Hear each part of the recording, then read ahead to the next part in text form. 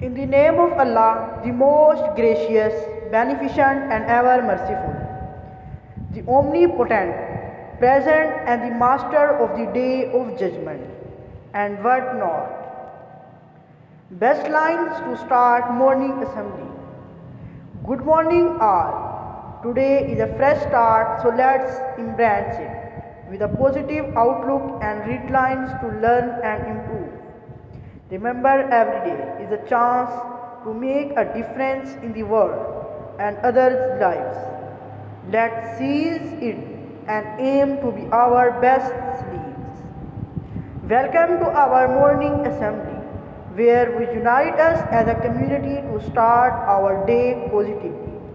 Let's pause to admire the day's beauty and be thankful for the chance to learn, grow, and impact others.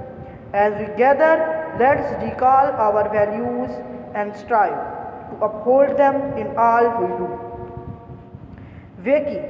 Wakey students, let's greet the day with zest and vigor.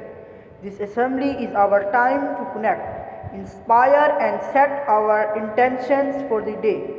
Remember, our attitude shapes our day. Good morning everyone. Let's take a moment to find peace amidst the daily hustle.